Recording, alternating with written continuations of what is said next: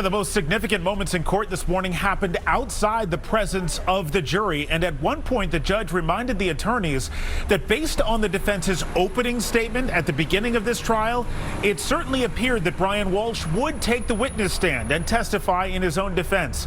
We now know that neither Walsh nor any other defense witness will be called to testify. Within minutes of Brian Walsh arriving this morning at Norfolk Superior Court, we learned an important decision the defense team had made about the trial. Note this exchange between defense attorney Larry Tipton and Judge Diane Frenier. As an initial matter, does the defense still intend to call Mr. Walsh today? We do not. You do not? Does the defense intend to call any other witnesses? We are not.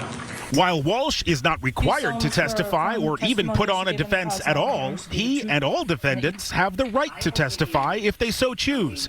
So Judge Frenier asks Brian Walsh directly. And again, this is outside the presence of the jury. Have you made a decision about whether you wish to testify at this trial? Yes, I have. And what is your decision? I will not testify. So with no testimony by Walsh and no other evidence, it becomes clear the defense team is not putting on a defense. Does the defense wish to call any witnesses in this case? We do not, Judge. Defense rests? Defense rests. The jurors were brought into the courtroom shortly after 9 o'clock this morning. They were only in the courtroom for about 10 minutes, just under 10 minutes, when the judge sent them home for the rest of the day.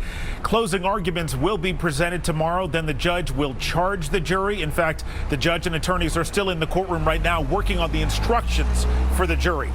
Once the jury is charged tomorrow, deliberations will begin in this case. Reporting live at Norfolk Superior Court in Dedham, Todd Kiskevich, WCVB News Center 5. Todd, thank you. Now to News Center 5, Sarah Conji with Walsh's defense team and their approach to the case. Sarah. Well, Jessica, now that the defense has rested its case, we are not going to hear more about sudden unexplained death, which is how the defense attorneys have claimed Anna Walsh died. You may recall during opening statements, we heard for the first time from the Walsh defense what he says happened in the early morning hours of New Year's in 2023. Defense attorney Larry Tipton told jurors that Walsh went to bed after a New Year's Eve gathering at the Cohasset home, and he found Anna dead in bed. Tipton said he nudged her repeatedly without any response till she rolled off the bed. Tipton called it sudden, unexplained death. All right. You will hear evidence in this case of sudden, unexplained death. You will hear evidence that it is rape.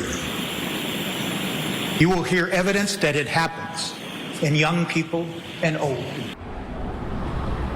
Now, we did hear some testimony from a prosecution witness about sudden unexplained death during cross-examination of a doctor with the medical examiner's office. But the defense now is not going to bring in its own witnesses.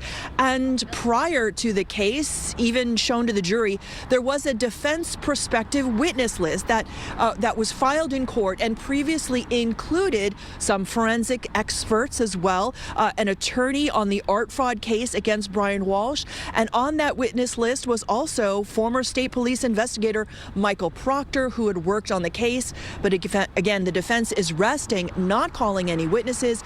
And tomorrow we're going to hear closing arguments. Live in Dedham, Sarah Conji, WCVB News Center 5. All right, Sarah, thank you. By the way, Sarah has been in the courtroom every day of the trial. You can head to WCVB.com/Walsh, Walsh with an E, for all of her live updates.